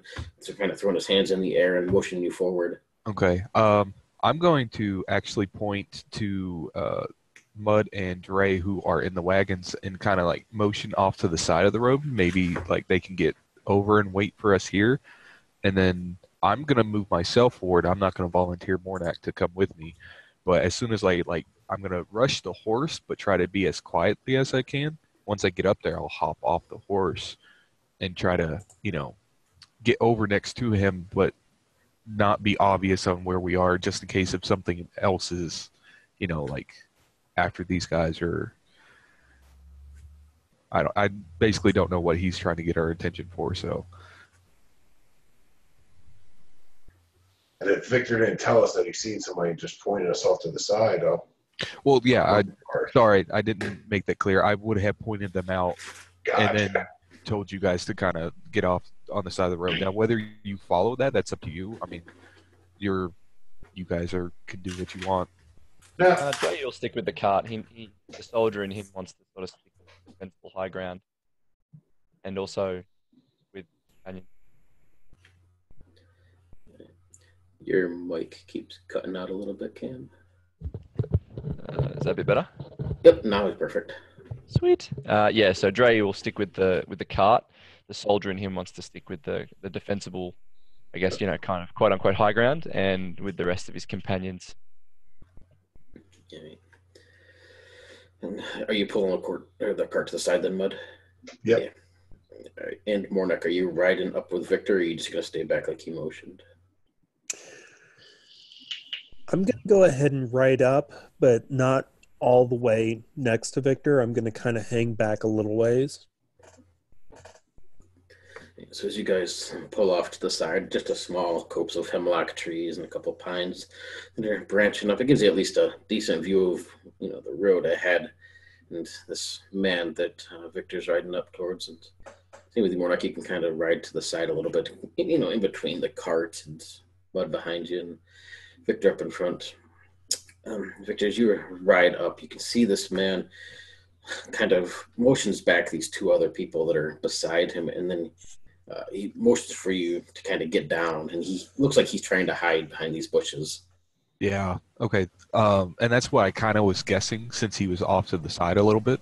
So like Victor's gonna do that. Oh well, as soon as he's like mentioning to get down, he will kind of jump off the horse and leave it there. And of course tie it off to anything he can, and then kind of hunch himself down and walk forward as quietly as he can. Of course, he's a big guy, so.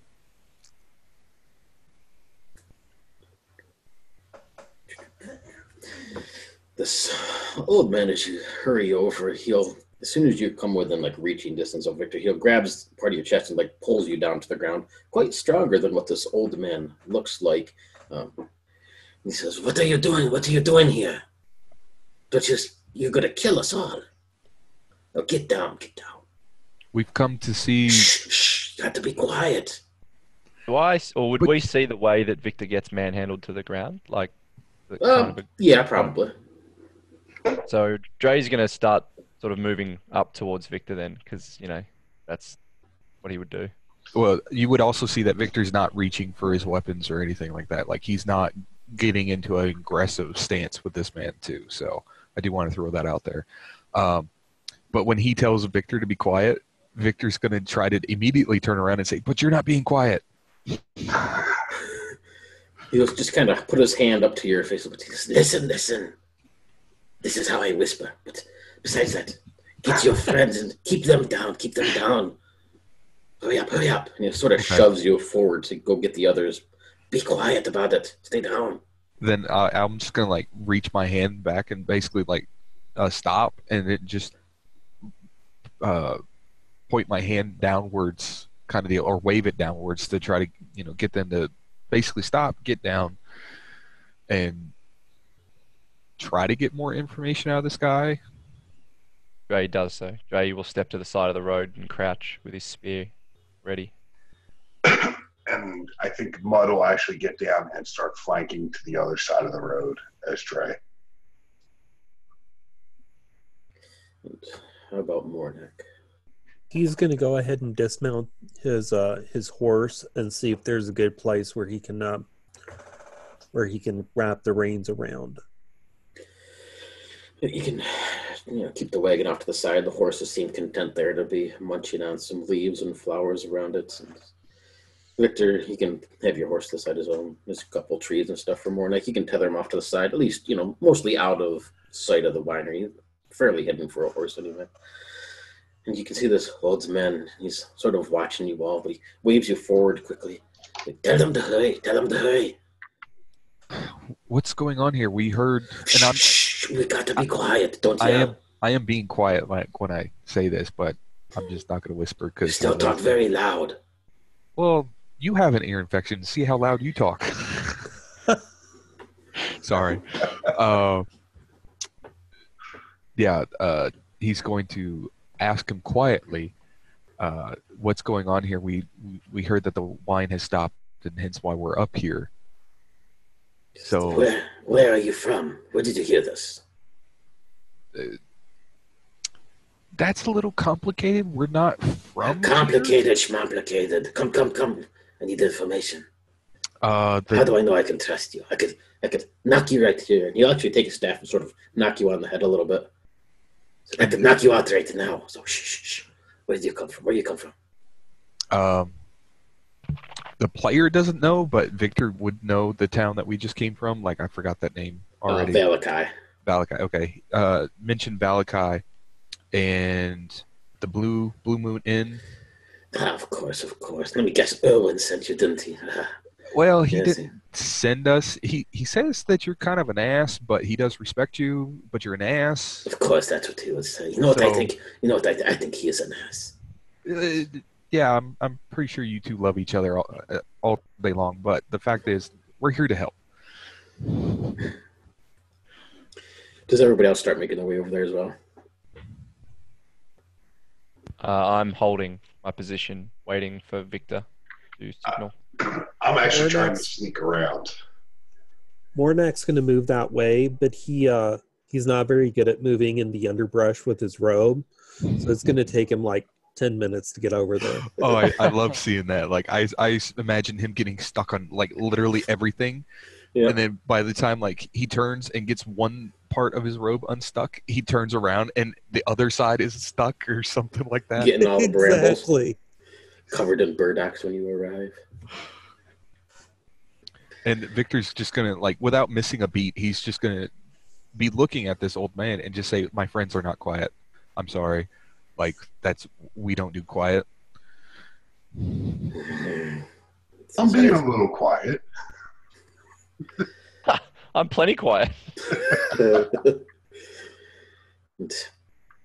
This old man will sort of watch all of you, but he keeps motioning for you to, basically hurry your ass up and get over there to him. What do they think, they're stealthy or something out there poking around? And look at your friend getting caught in the weeds. Look at him. He's got the buttocks all over him. So, Morgan, Bud actually is actively trying to sneak around this guy. Not really. Well, Victor's gonna tell this old man, like, you just told me to tell them to stop, and now you're telling them to, and he's gonna turn and like try to wave everyone forward, to give the signal to Dre, because he's getting mixed signals as well. Go ahead and give me a Dre will stealth just check, Mud. Oh, sorry, Dre. Go ahead. I'm going to take a boon for being a hunter. Okay. So, 17. Nice. Okay. And how about Dre?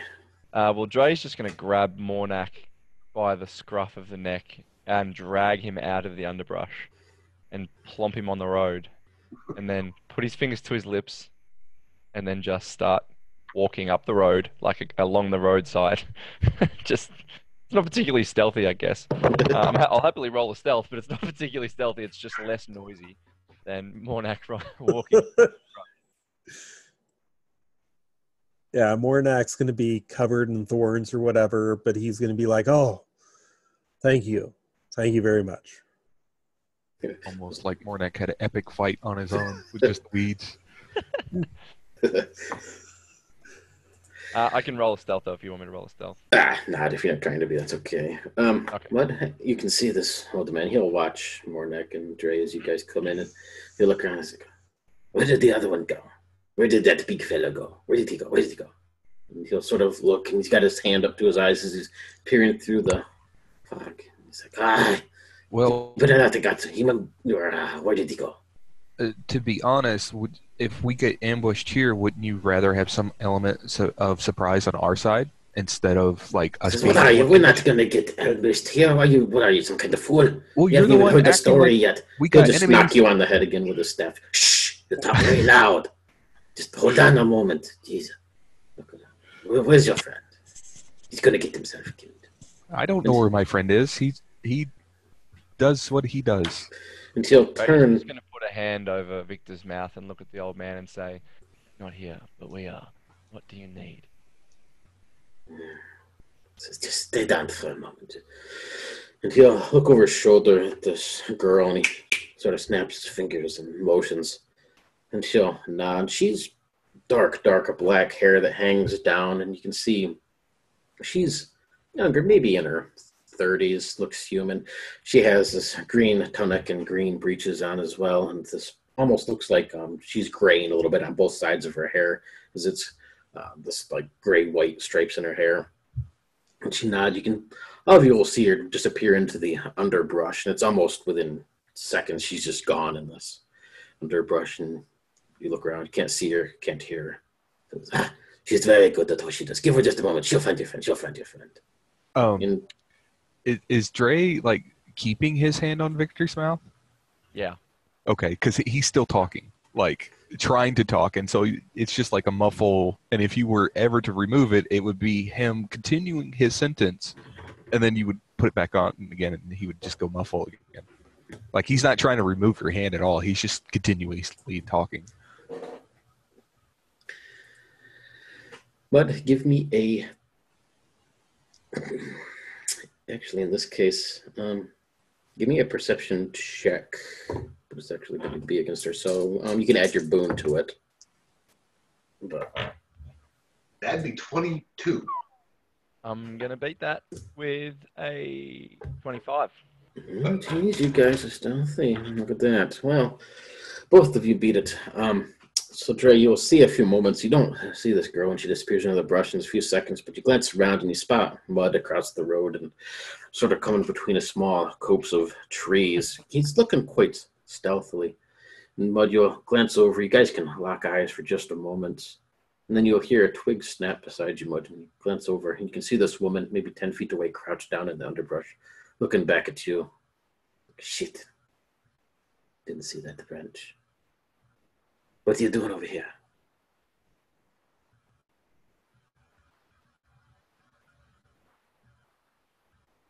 And I'll just point back towards the group. I'll put my finger to my lips and point back towards the group. But I'm going to stay about 15 feet away watching the road. You see she makes her way across these branches and twigs quite quietly and crouches beside you. You're a bit of an ugly feller, aren't you? And you can see she sort of has this playful smile on her face. She's not saying it to be mean.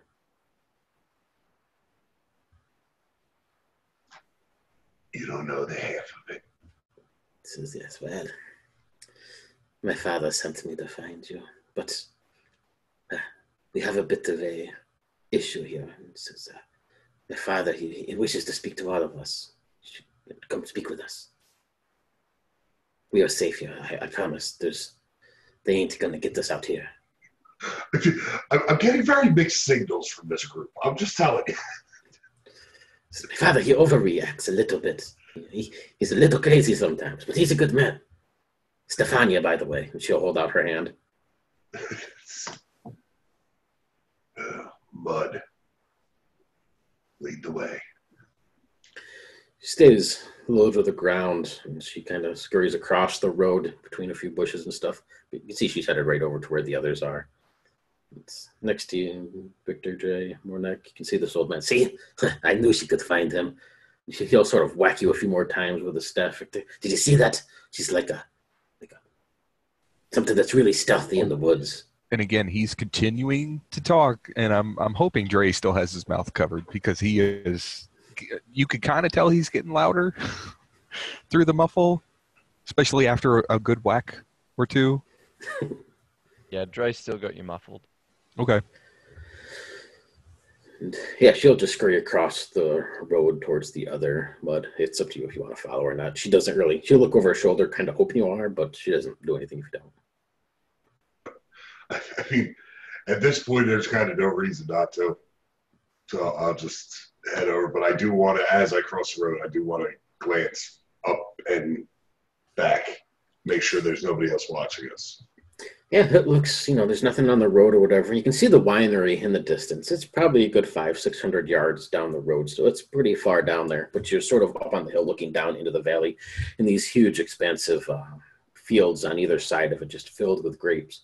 You'll see technically 3 full fields, 2 on either side of the winery, and the one in the back of the winery, but the one in the back is just covered in this thick greenish fog, and all the branches and all of the trees, all the vine, everything there looks dead. The 2 on either side, they'll look to be fairly healthy. And she'll wave over and she crouches down and next to this old man. He waits for everybody to get there. So Owen sent you, huh? It seems like something he would do. Always worried about the wine. Always worried about the wine. And then, I know what he's worried about. He just wants my good graces again. He ain't going to get them. But we got to be quiet. Got to be quiet. Shh. He says, do you see them? Look. And he'll point through the bushes down at the vineyard. He says, right there. Look at the way they... Excuse me. I can't talk now. He says, look at the way they slink. Can I roll perception? Mm-hmm. Yeah, I would like to as well. Baby? Oh, baby! I gotta do maths. 25. Our DM is dying. We have lost our DM. He is dead. I only got a 20, so Okay. Did you want to roll mud or anybody? 18. Okay, not bad. So actually, yeah, you guys, as he points through, and as the others do as well, you'd notice the two more neck. This old man, he's pointing with the front of his staff down in. And you don't really see anything. You see bundles of twigs scattered here and there about. You see these grapevines. And then, as he's pointing, you sort of stare for a little bit, and then you see a slight bit of movement right at the front of the winery. And you look, and yeah, there's definitely somebody there. They're standing sort of in front of a pair of double doors, and they glance around a little bit, but they're pretty well camouflaged up against the hardwood of the building.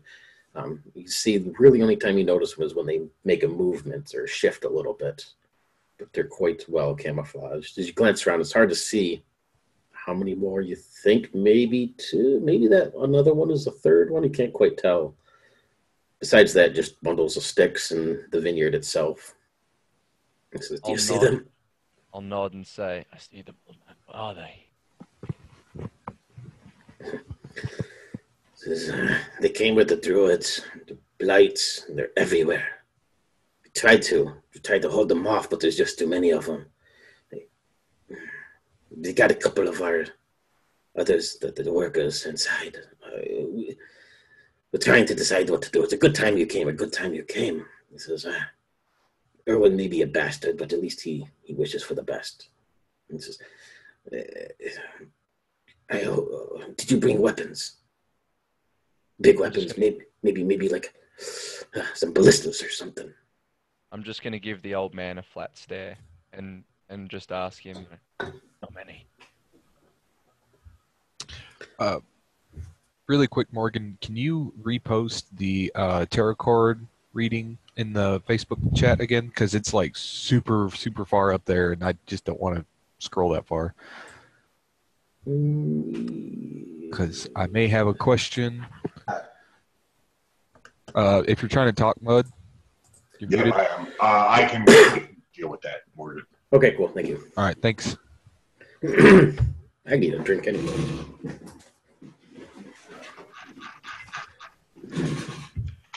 Yeah, so yeah, when you mentioned that to Dre, he looks at you and shrugs. I don't know exactly how many. He says, I've seen at least a handful of the druids and all the blights. They came with them. There was 20, 30, at least, maybe more.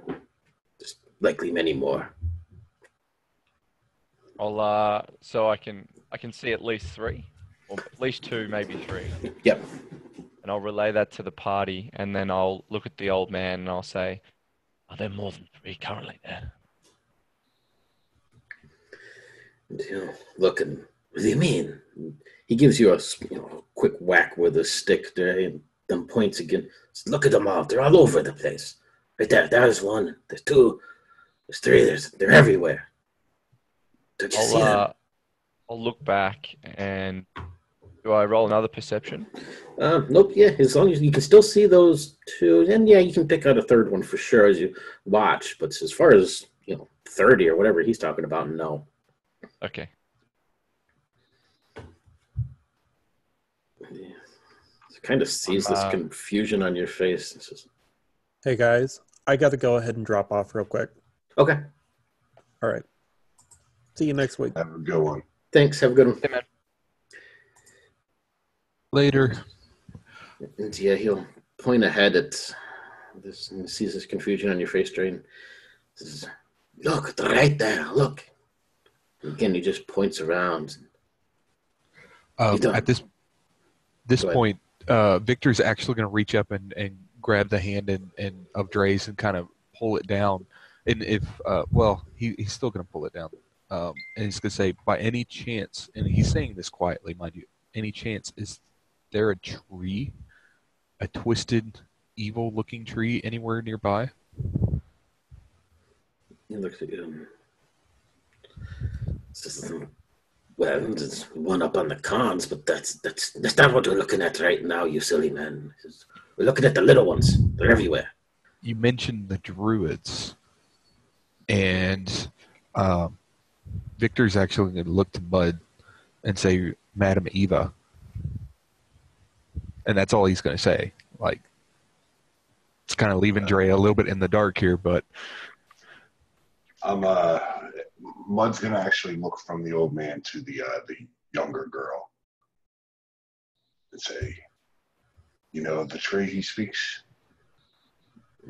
She sort of shrugs like I know of trees, and there's quite a few that are twisted and run. I assume if you talk about the tree, then it's likely to be the one on the cons. And she points off to the distance.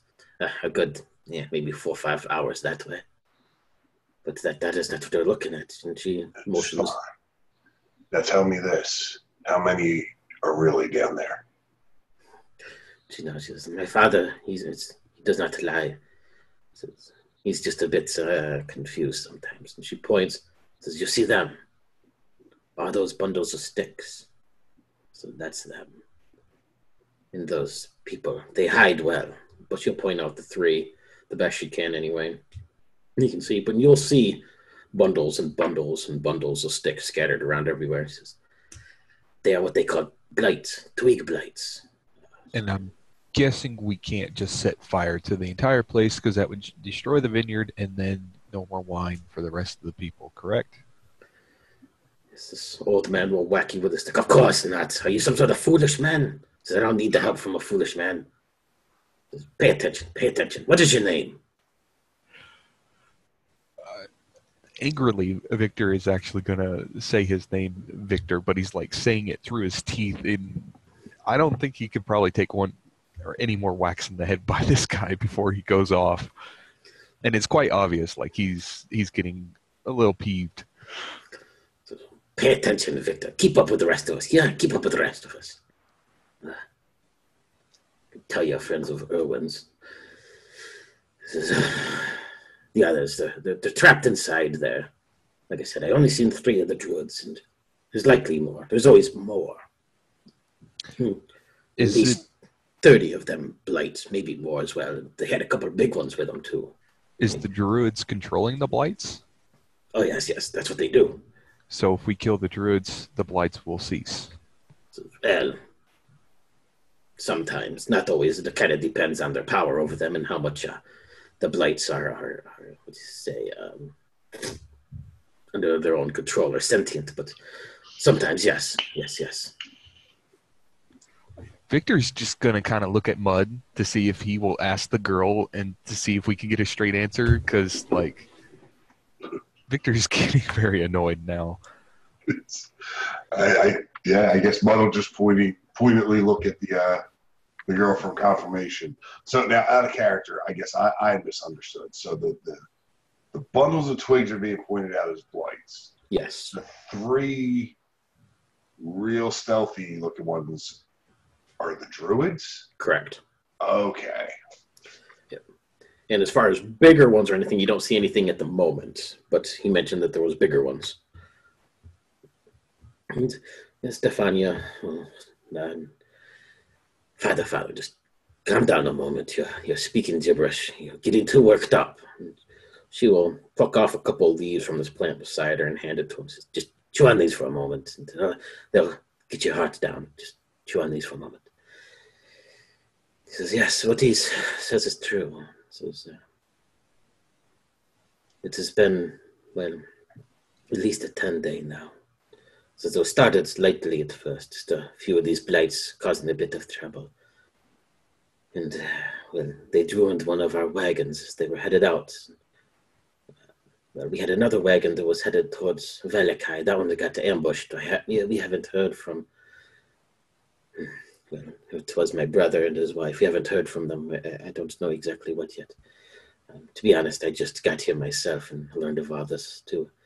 But it seems, from what Drag has said, that the others, these druids and the rest of these blights, they all came a couple of days ago. They ransacked the winery. They're holding it hostage. We have family inside, friends and family workers of the winery. I don't know what they're doing to them, but as you came upon us, we were trying to decide how best to get them out of there. Because the druids, they tend to be cannibalistic, and Well, I don't want our family eaten. I'm sure you can understand that. Why are the druids attacking you? Well, no, hang on. Well, I had it. It was like a two-part question that I was going to ask. It was like, why are they doing it? Or, damn it. Come back to me later. I'll think on it. I had a brain fart. I hate these. Yeah, she'll point at the bundles as the twig blades, just animated bundles of sticks that the druids control. And normally, if you can kill the druid that controls them, they too drop. But because they're somewhat animated, some of the others, though, they're a bit more powerful. They'll continue to fight even if the druids that summoned them are killed. But I wasn't here when the fight broke out. They took over the winery, all 3 vats inside. There's 7 of my kin in there as well, a couple of workers and family. So we were here trying to decide how best to, what to do to help them when you arrived.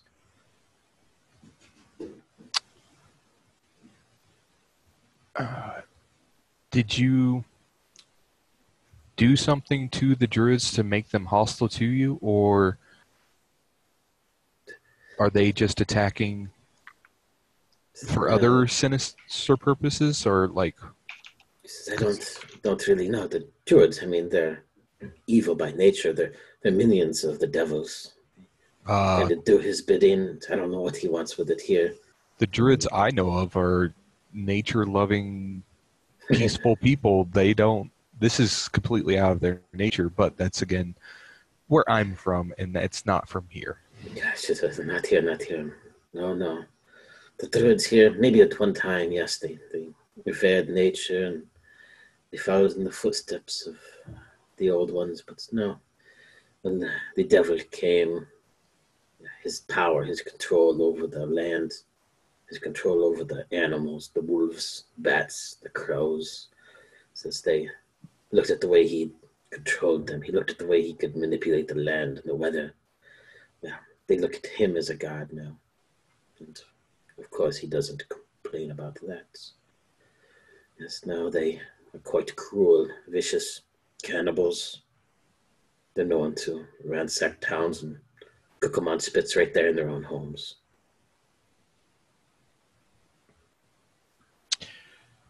Is there, looking at the plantation, it looks like the 3 druids are in the front of the house? There's one on the front. The other ones are kind of spaced out and around the building, but they're all within on the front side of the building at least. Yeah. Okay. Tactically, is there like a way that we could sneak or approach the house to get closer, or is like all the blights kind of blocking everywhere? There's blights everywhere, but there are small copses of trees. There's the thick vines of the vineyards itself that you can be able to move along. It's feasible that you could at least sneak up. I mean, you could do the front doors if you wanted, or inside. Which, Stefania sort of watches you're looking over this. She says, "It'd be foolish to try and go from the front. There's a side doors, a small tunnel through the ground. We use it as a when we empty out the vats and carry it to the wagon and stuff. It's just a bit of a quicker route instead of through the building. I think if we can get there, we can get inside. They haven't too much watching the back side of the building. But it means we have to get all the way around. That's just what we were contemplating." I'm going to kind of look to Mud and Dre and see their thoughts, because from what I know of our group, we're kind of a close combat-y kind of group. Vasily, the imaginary goat friend, was our ranged combat, and he could have probably done something, but... Well, Mornak's a little bit more ranged. Yeah, he's got a lot of arrow and bolt spells. Yeah, but Mornak kind of disappeared from Victor's memory at this moment, so... AKA, he's just not here, so... Dre has no real range. He's good across short range with a spear and several daggers, but he likes to get up close. Yeah, and Victor, of course, has a great sword, or a bastard sword on his back, so... So I'll look to the young girl. Point out the door, the side door. It's difficult to see from here, but come here. And she'll kind of hold your hand very soft touch she has. It's very feathery. And she pulls you over to the side and points. If you look close, she'll lean in close. You can feel this breath on your ear. Look there. And she'll point her hand in front of you, kind of like she's directing your eyesight. You see the large oak. It's right on the other side of that.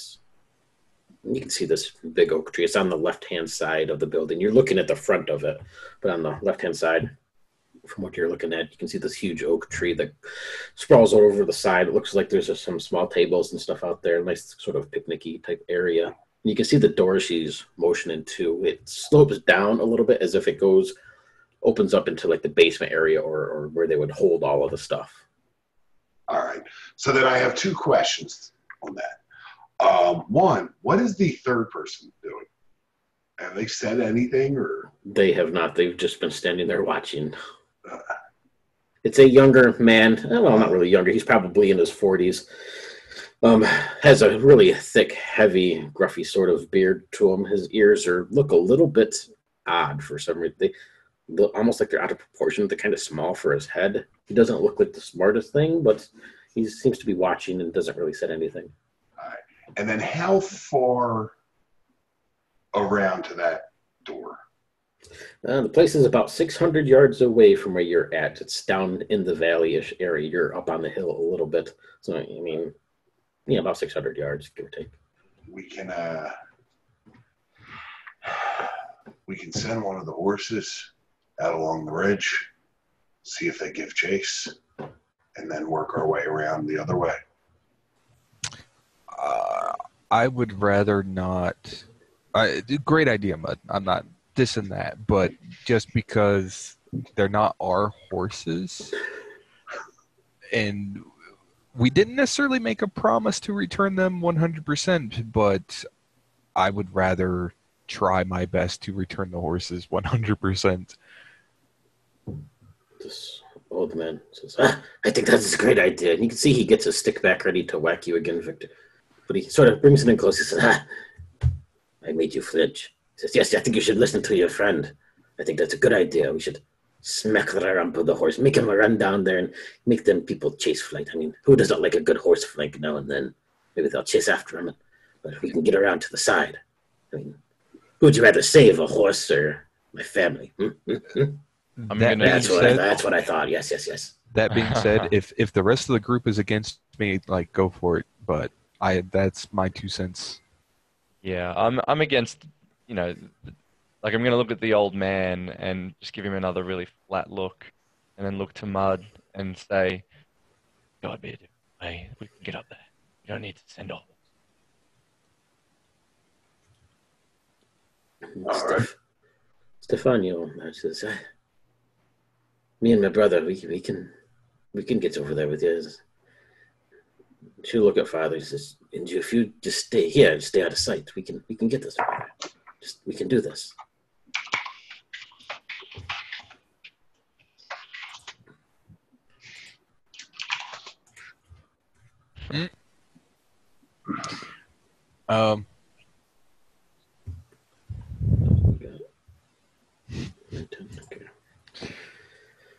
All right, so the game plan is for us to just like sneak up to the side door without any distraction, or are we, or is the girl and the other guy gonna be the distraction? Yeah, I think they're gonna. How sneaky is Victor? Not very. I don't think he's sneaky at all. And Mud? How sneaky is Mud? Decently. Yeah, okay. I'm relatively sneaky, so I can sneak up with the brother and the sister.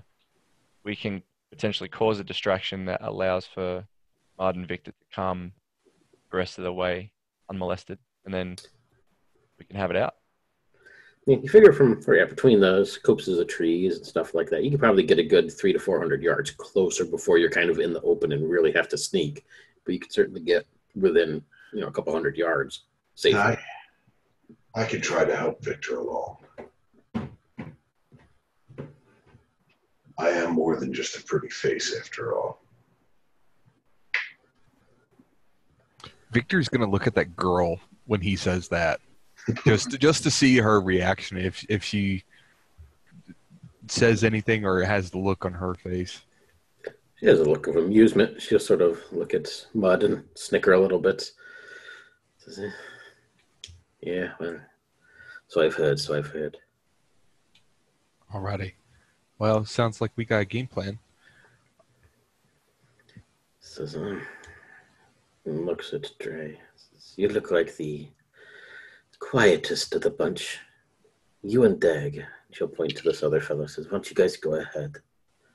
I'll go around the other side.